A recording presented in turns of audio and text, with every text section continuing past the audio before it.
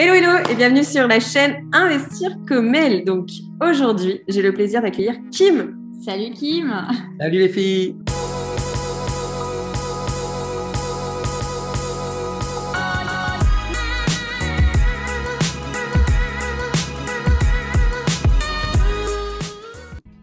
Alors Kim, tu es né où et quand?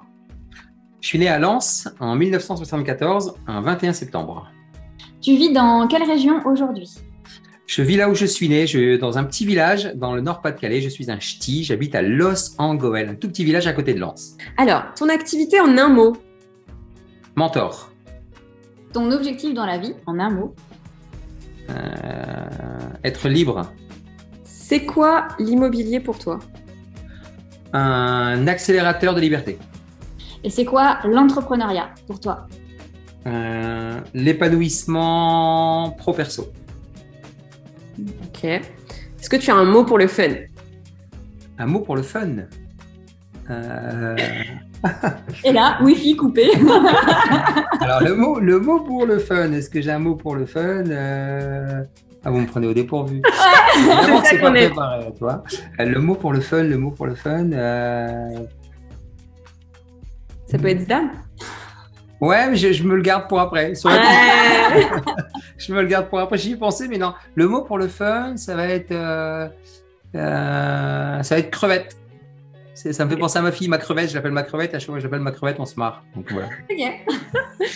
Alors, est-ce que tu peux nous dire en quelques mots quelles sont ta ou tes activités aujourd'hui? Bien sûr. J'ai plusieurs casquettes. Alors, tout d'abord, je suis mentor de dirigeants. Je suis coach, je suis entrepreneur, je suis investisseur et je suis business expert parce que je fais partie de conseil d'administration d'une structure en l'occurrence et j'ai des parts dans d'autres structures. Donc j'ai plusieurs casquettes, mais l'activité principale, ça va être celle de mentor de dirigeants. J'accompagne les dirigeants qui sont à la croisée de leur chemin de vie pro ou perso et je leur permets de retrouver l'équilibre justement pro-perso. Parce que je n'ai jamais vu une entreprise, un projet ou un concept croître ou décroître sans que ce ne soit pas à 100% de la responsabilité de son dirigeant. Waouh! Et les dirigeants que tu accompagnes, j'imagine qu'ils ont un certain niveau. Est-ce que tu les sélectionnes en fonction, je sais pas, d'un chiffre d'affaires ou... Ouais. J'ai fait ça pendant un temps, je le fais plus du tout. Moi, j'ai 48 ans, j'ai été directeur général adjoint d'un très grand groupe américain pour la filiale en France qui s'appelle Ingram Micro. Et quand je suis sorti, j'ai commencé à accompagner des grosses entreprises du monde informatique qui faisaient entre 10 et 50 millions d'euros de chiffre d'affaires, voire plus. Puis je me suis aperçu que c'était pas forcément ce que je recherchais, puisque là, il y a une vraie quête et on est sur des empires. Et il y a beaucoup de paramètres et de facteurs qui ne sont pas propres au dirigeant lui-même. Donc, je voulais vraiment remettre 80% de dimension humaine. Et désormais, j'accompagne des dirigeants, mais aussi des entrepreneurs qui débutent, qui font 100, 200, 300 cas. Mais majoritairement, ça va être des chefs d'entreprise qui font entre 3 et 10 millions d'euros pour les faire passer la barre des 5 et ensuite la barre des 10. Est-ce que tu peux nous dire pourquoi tu as décidé d'entreprendre? J'ai décidé d'entreprendre pour accélérer ma soif de vivre et ma soif de liberté parce que j'aime beaucoup citer Jim Carrey qui dit j'invite tout le monde à être riche, célèbre et vivre tous leurs rêves le plus rapidement possible pour vous apercevoir que ce n'est pas la finalité. Et je le mets en rapport avec mon histoire de vie. Moi, je dois être footballeur professionnel, je me blesse, j'ai pas le mindset que j'ai actuellement, donc je deviens pas footballeur. On est dans les années 90, en 97 exactement, et on perd un petit frère. Je prends une gifle et je me dis ouais, la vie va trop vite, faut foncer, faut profiter. Je fais quelques petits boulots, je rentre dans un grand groupe et là, tout ce que je touche, je le transforme en or. C'est-à-dire que je comprends que j'ai 2 oreilles, 2 yeux, une seule bouche. Je les utilise proportionnellement et puis, boum, je gravis les échelons et je deviens le numéro 2 de cette société. Et en 2017, mon père décède, il avait 80 ans, il avait vécu. Et j'ai pas le temps de faire le deuil. Un an après, 1 an et 40 jours, jour pour jour, j'ai ma mère qui décède. Et donc, je perds mes 2 repères et là... je me dis, mais non, c'est pas ça la vie. Pourtant, j'ai voyagé dans le monde entier. Je suis heureux, je coche en fait toutes les cases idéales, en théorie, de ce qu'on nous apprend.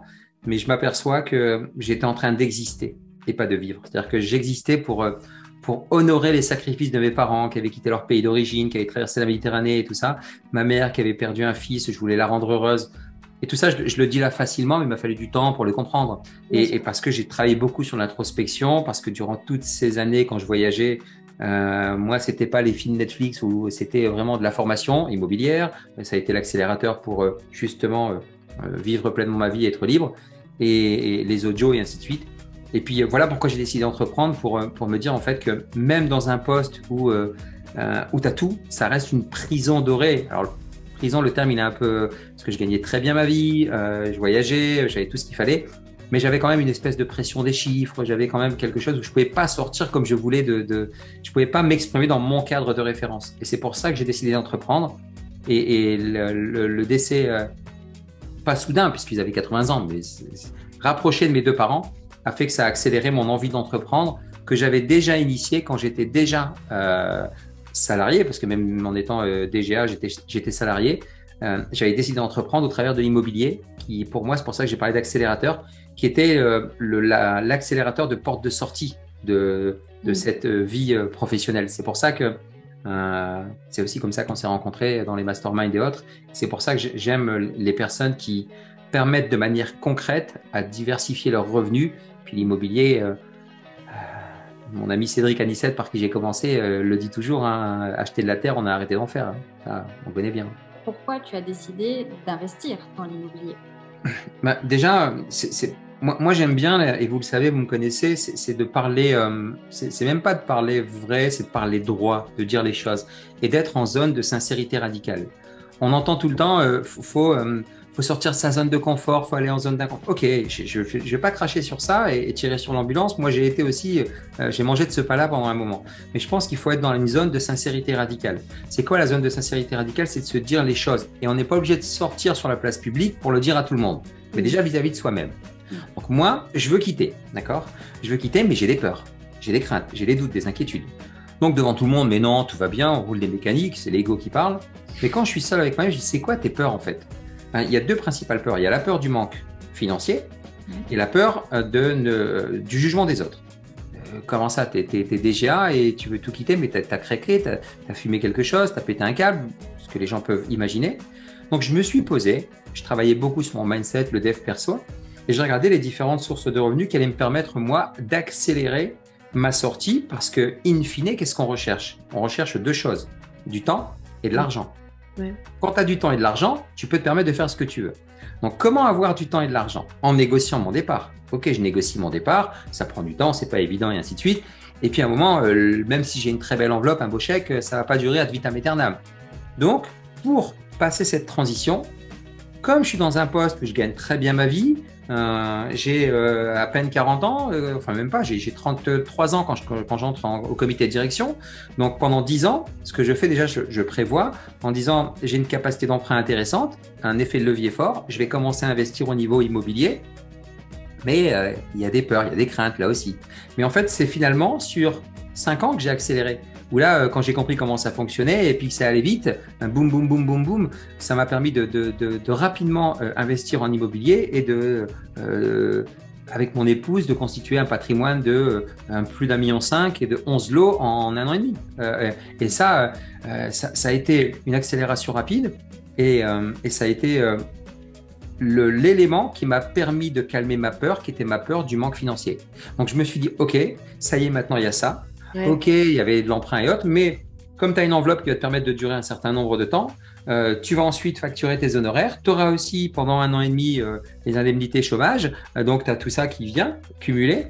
Donc, partons de ce principe-là. Dans X années, comme on avait déjà acheté de l'IMO, donc ça faisait 5 plus 7, 8, 9. On sait très bien, les investisseurs, qu'on ne va pas au bout du terme de nos investissements pour la majorité, j'entends, sauf pour les très rentables qu'on garde et c'est très bien.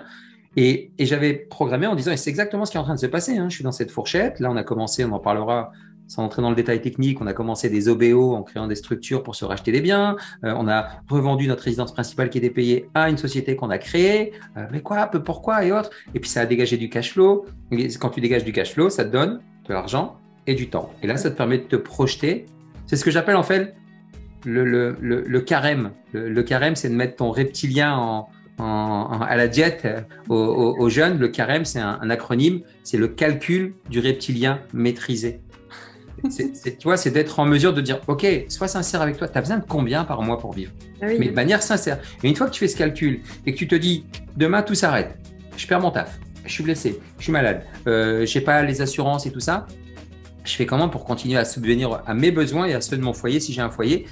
Il me faut autant par mois, OK, autant pendant 12 mois, ça c'était ma période de référence, ça me faisait ça, je l'avais largement sur mon patrimoine parce que s'il m'arrivait quelque chose, je vendais un bien, en remboursant le capital, j'avais ce bien-là. Donc ça permet d'éteindre le reptilien qui lui est toujours en panique. Et quand tu l'éteins et que tu le rassasies, c'est le crocodile, vous connaissez cette image, quand on lui donne à manger, il est là, on peut sauter dessus. Et une fois qu'il était calme, ça a été facile. Et l'immobilier, on peut dire ce qu'on veut, j'ai tout fait, de la crypto, de la bourse, du consulting, du e-commerce, j'ai pas fait.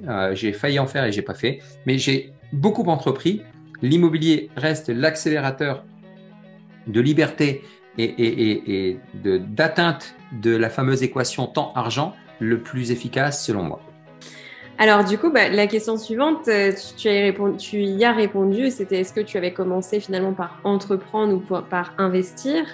Donc si j'ai bien compris, tu as commencé par investir en étant salarié avec ton salaire qui était plutôt sexy et ensuite tu as entrepris, c'est ça? Exactement. Si tu veux, comme j'avais un bon salaire, ça me permettait d'être tranquille, mais même si je suis tombé un peu dans les travers, plus on gagne, plus on dépense, j'avais quand même ce curseur que je me mettais en disant je me payais en premier.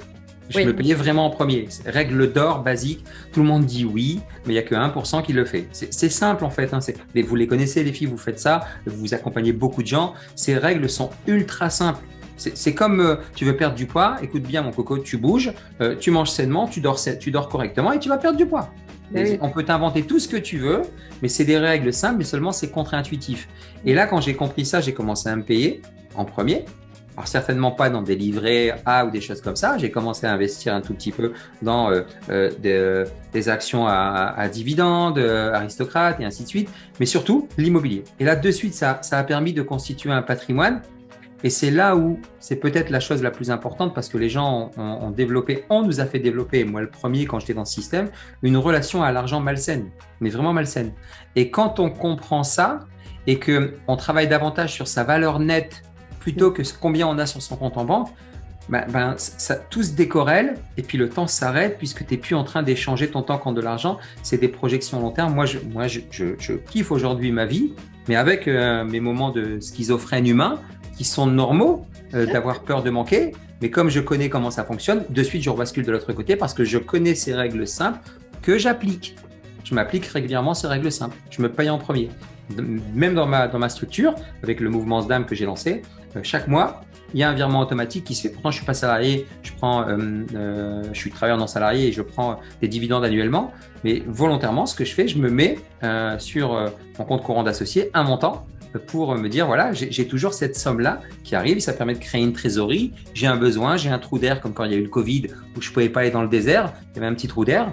Bon, moi, je n'avais pas de trou d'air particulier parce que je faisais du consulting aussi. Mais toujours anticiper les moments de crise potentielle parce qu'on est en constante crise. C'est que des courbes.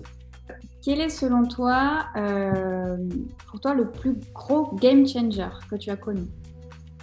Le plus gros game changer que j'ai connu, c'est quand j'ai compris qu'en étant maître de mes pensées, je pouvais changer ma vie. Du coup, qui était le maître de tes pensées avant toi-même en fait? Tu es dans le système, c'est une super question parce que tu as complètement raison. Et là, vous voyez, tout va se connecter parce qu'on ne peut pas dire être en zone de sincérité radicale et pas dire les choses. Moi, comme je le disais, je cochais toutes les cases. En théorie, sur le papier, parfait, quoi, la vie idéale. Mais à un moment donné, il y avait une espèce de vide.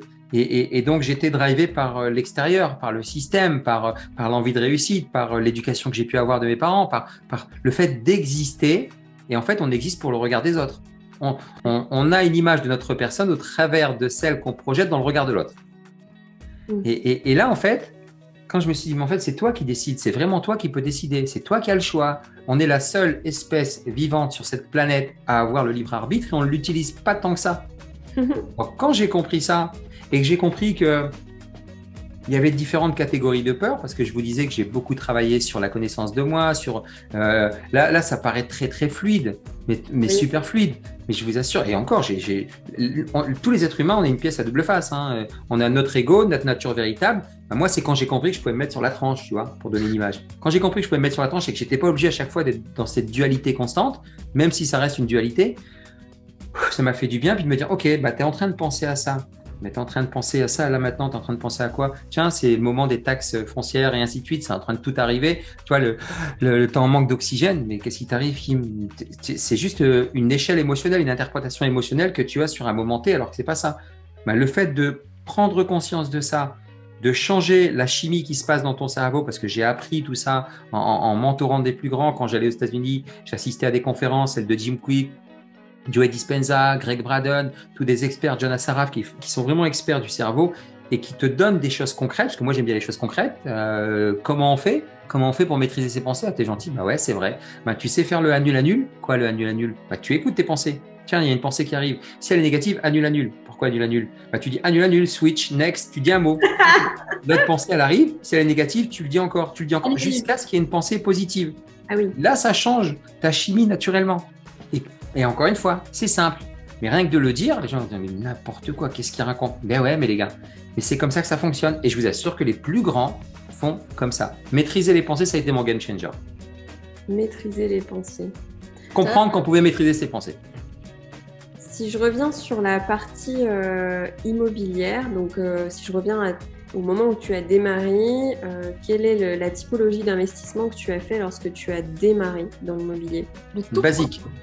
Investissement locatif, tu sais, le truc bien clean, tout simple. Et le premier qu'on ait fait, c'était, on l'a plus d'ailleurs, c'était une maison. On avait acheté une maison et puis on l'avait mis en location. Donc, on avait calculé la rentabilité, le cash flow et ci et ça. Et bien entendu, à la fin du mois, on était en négatif parce qu'on ne savait pas du tout comment ça fonctionnait. Tout le monde a dit il y a ça, mais tous les faux frais et toutes les charges et ainsi de suite. J'étais pas encore bien prêt. Mais finalement, on l'a revendu. Ça a plus été un achat-revente et il y a eu un petit billet je crois de 10-20K qui s'est fait à l'époque. Je ne sais plus exactement, mais très rapide. Donc, ça nous a permis de se dire, OK, on va vraiment se diversifier avec ma femme. Mais le truc que je tiens à dire, c'est que il y a un sas de préparation, un sas de décompression. Quand j'ai décidé, d'abord je donne ma démission, ils me retiennent et ils m'augmentent. Je me dis mais c'est génial, je décide maintenant de rester 2 ans et de dire maintenant avec cette année, 1 an et demi, ce que j'ai pris en augmentation, là je vais l'investir à fond, sur moi et dans l'IMO. Et en fait, pendant 2 ans, tous les samedis matins, ma routine c'est de faire des visites immobilières. Je fais des visites immobilières avec un agent que je sympathise. J'ai le verbe plutôt facile. Je suis DIRCO, j'ai été dire marketing, tout ça. Donc, je sais plutôt discuter avec les gens et je sympathise. Et mon agent IMO, il commence à me trouver des pépites hors marché, il me discute et ainsi de suite. Et puis là, il se présente des choses, mais je lui dis, moi, je veux des biens qui soient vraiment diversifiés. Donc, boum, il y a un immeuble de rapport avec 3 appartements. Super. Il y a notre fille qui va rentrer en fac de médecine. On achète un appartement juste à côté de la fac de médecine de Lille parce que on fait toutes les locations et on s'aperçoit que c'est n'importe quoi et vivre dans un trou à rats, on veut pas de ça et autres.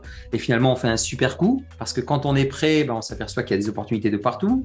On construit une maison pour mes parents en neuf qu'on a revendue à leur décès.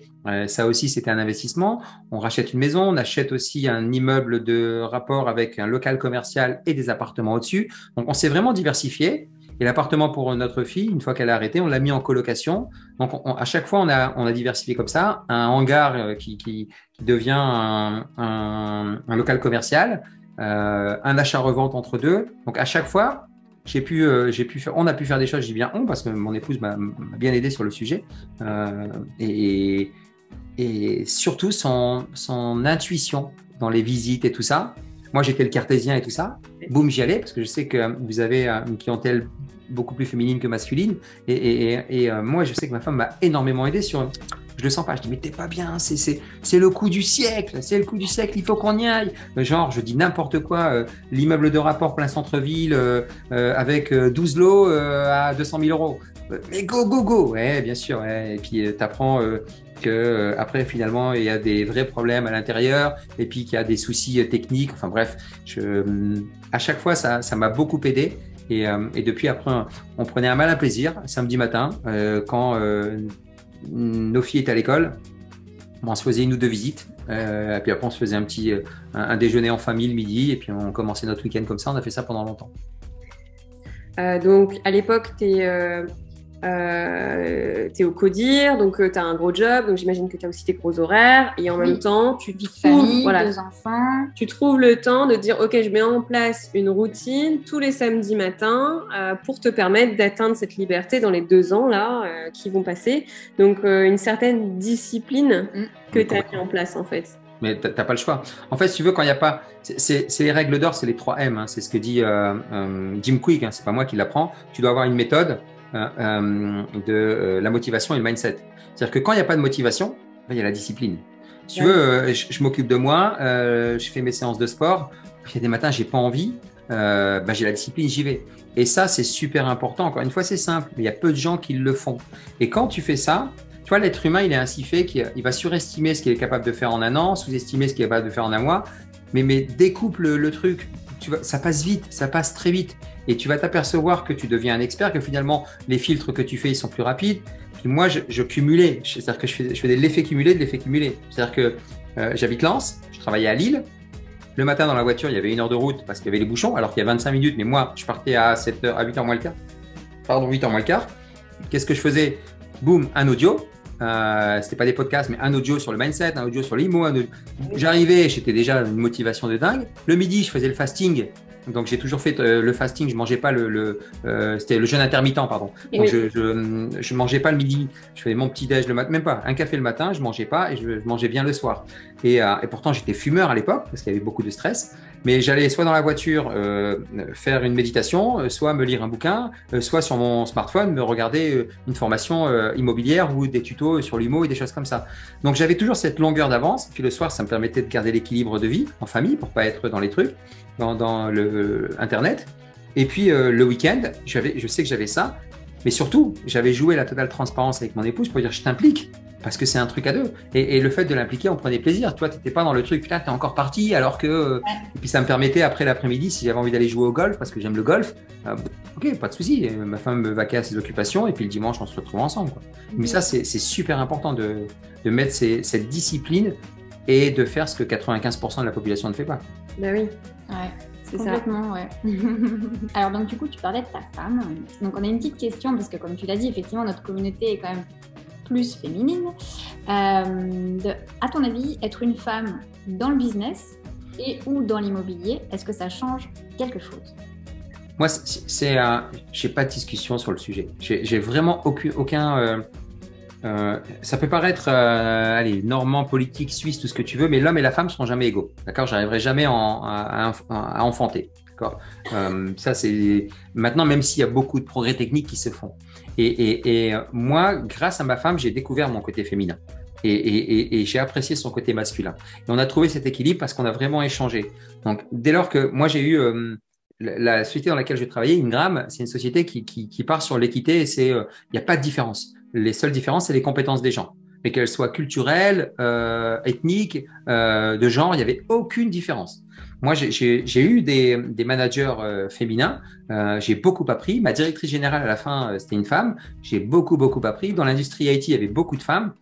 C'est différent. Dans les comités de direction, c'était les concours de coq entre mecs. Tu vois, il fallait que l'autre dise plus que l'autre. Faut dire les choses. Moi, le premier. Et quand tu avais une femme, peut-être que l'argument, il dure plus longtemps. Ça reste découpé, mais par contre, il y avait des solutions beaucoup plus concrètes. Donc, il y a…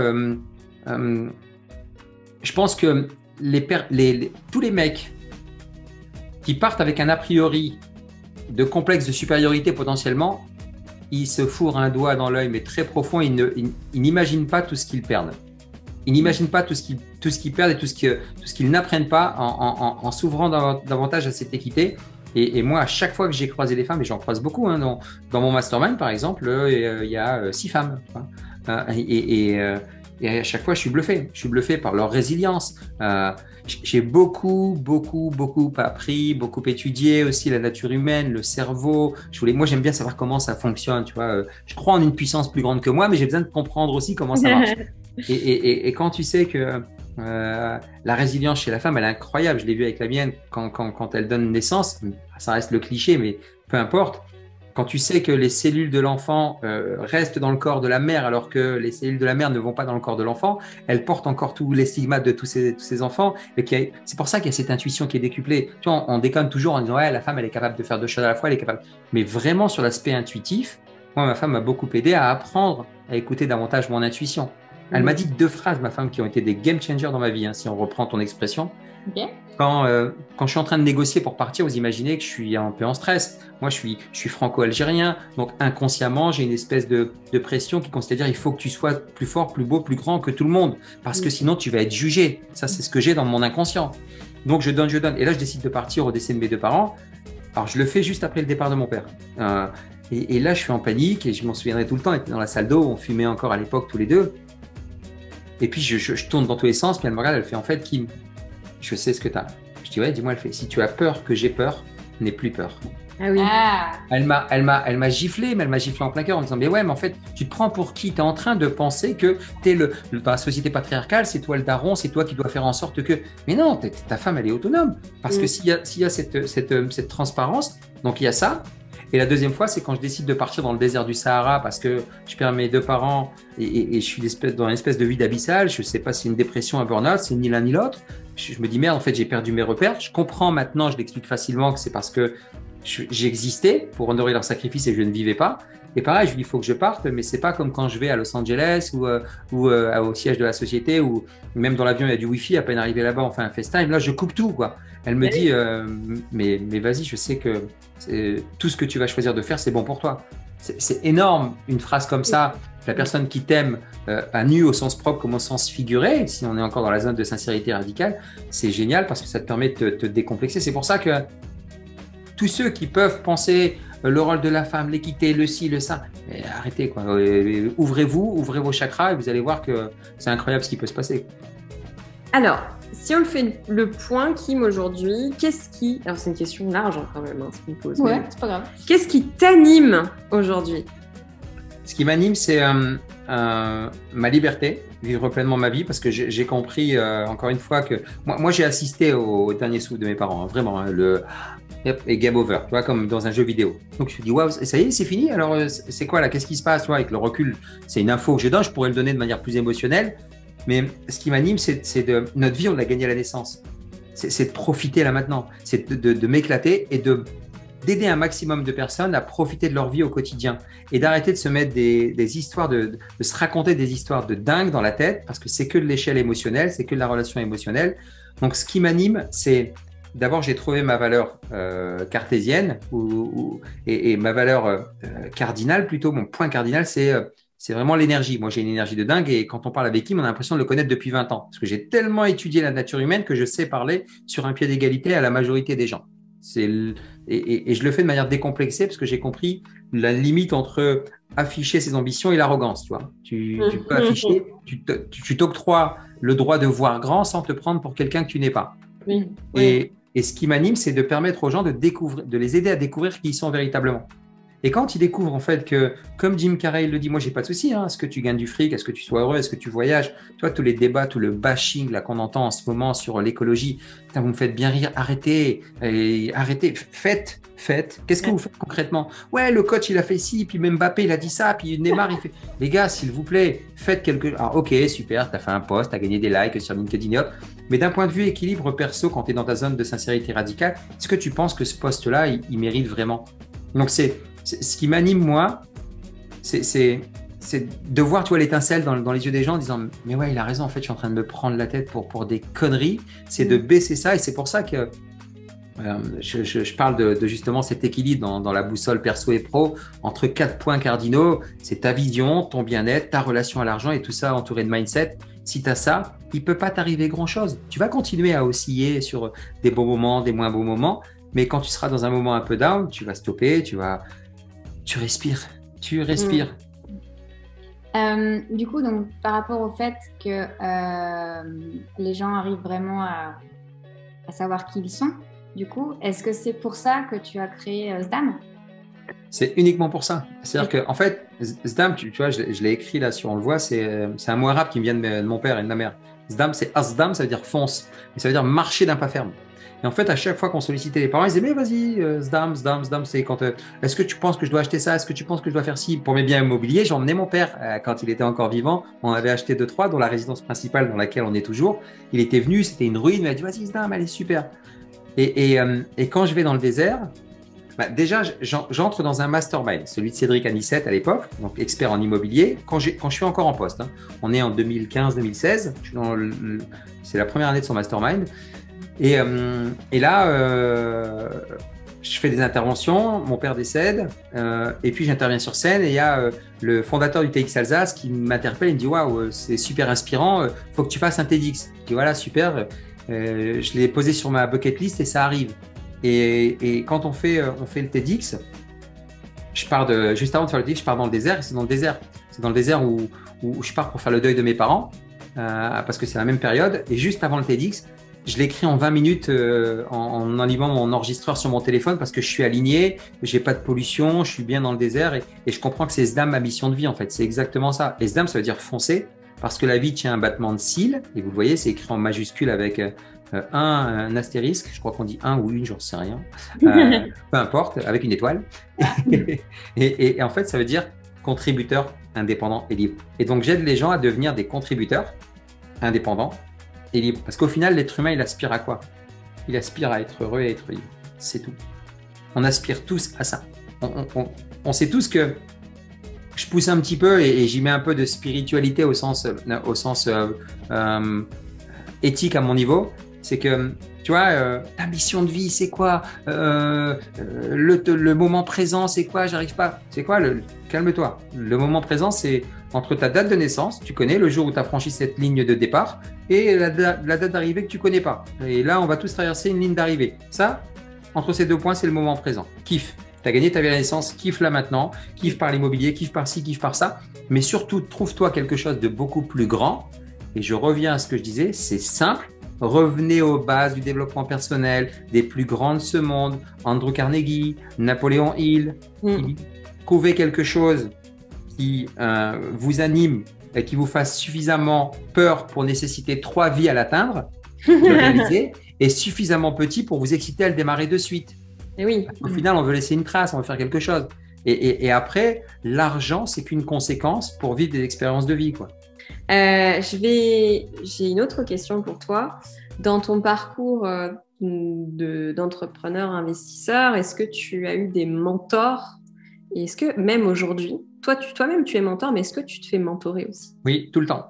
Tout le temps, depuis le début, je n'ai cessé d'en avoir. Là, je suis en période de transition et je suis en train parce que j'ai une actualité qui est très chargée, mais j'ai toujours eu. Cédric a été le premier concret, hein, j'entends, où j'assistais. Alors, parce qu'il y a des mentors qui sont physiques que tu rencontres, d'autres des mentors qui sont virtuels, parce que Jim Quick, Jonas Saraf, Joey Dispenza, Greg Braden ont été aussi mes mentors virtuels, où j'ai pris beaucoup pour le mindset et le dev perso. Vishen Lakhiani qui a créé Mind Valley, c'est super inspirant ce qu'il a fait.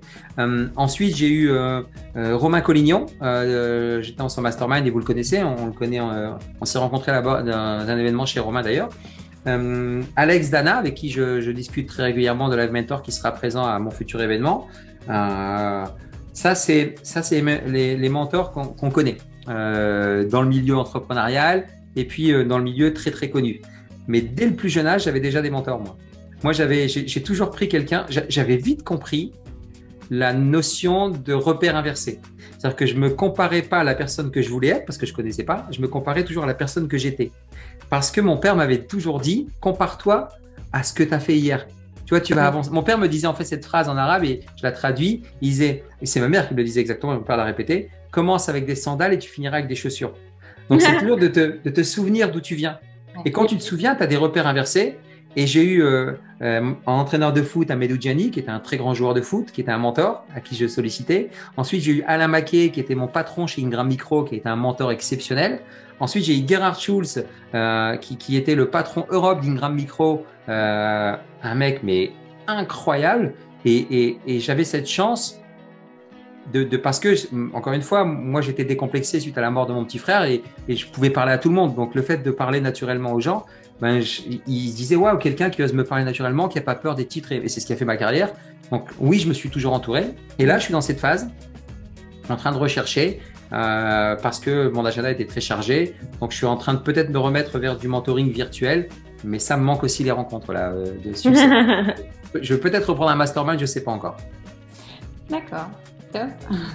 On a une petite phrase qu'on aime bien dire, alors on l'a un peu modifiée, du coup on dit l'immobilier ou l'entrepreneuriat n'est pas de tout repos. Est-ce que tu as une anecdote à nous partager pour illustrer ça?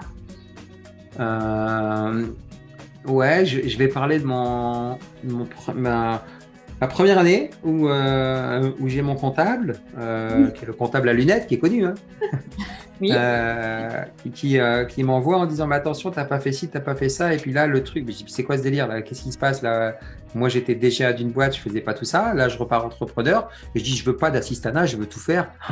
Et quand j'ai passé 4 jours à aller chercher tous mes relevés, mes factures, aller creuser partout, ce que les gens cachent complètement sur Instagram, hein, parce que la vie est belle, hein, la vie est rose, et là ça a été vraiment l'anecdote qui m'a fait comprendre que je devais transformer ce pain point là, cette point de douleur en point super positif. Alors comment j'ai fait? Je me suis organisé, donc hop, à chaque fois, comme le samedi, j'allais visiter la routine, la discipline, je balançais les factures. Après, il y avait une assistante qui m'aidait aussi, mais surtout moi, la compta, je voulais garder. Je balançais les factures, et quand il s'agissait de faire mes notes de frais, je le faisais une fois par trimestre. Là, je me disais, ça y est, c'est jour de paye. Je rappelle que je prenais pas de paye, c'est-à-dire que je savais que j'allais me faire un virement, parce que la note de frais était faite, et je me faisais un super resto avec ma femme, ou une sortie ou quelque chose comme ça. Donc, je transformais ce truc-là qui était pas de tout repos. C'est pas de tout repos, mais par contre, tu peux le faire de manière amusante, tu vois. C'est intéressant ce que tu dis. Donc, en gros, ce qui est compliqué pour toi de faire, tu le transformes, enfin, tu trouves une récompense, en fait, pour que limite, ça te motive à le faire, en fait. Complètement. Surtout si tu débutes et que tu n'as pas les moyens de déléguer, tu vois. Ben oui, c'est ça. Tu n'as pas les moyens de déléguer, tu trouves quel plaisir il y a là-dedans. Mais il n'y en a pas. Si, il y en a. Si, je t'assure qu'il y en a. Parce que tu vas commencer à… Règle d'or pour tous les entrepreneurs et les dirigeants, c'est de connaître vos chiffres. Mais seulement, on ne veut pas le voir, tu vois. On ne veut pas regarder, on n'aime pas ça. Donc, connaissez vos chiffres. Tu sais exactement combien ça te coûte. Là, l'heure qu'on a passée, c'est quoi ton coût? Combien te coûte ton abonnement à ton autorépondeur, à ton tunnel, enfin tout ça.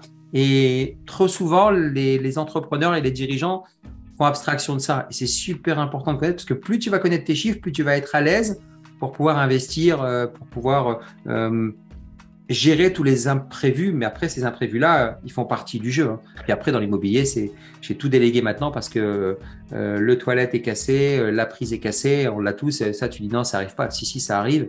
Là, on sort de 6 mois de procédure, enfin de 6 mois, de 1 an et demi, une perte de 15 000 euros net, sans compter la facture du huissier qui va arriver, une personne qui a enfin été expulsée malgré le fait qu'on a été super cool et autres, parce que là aussi, il y avait des valeurs qui n'étaient pas top.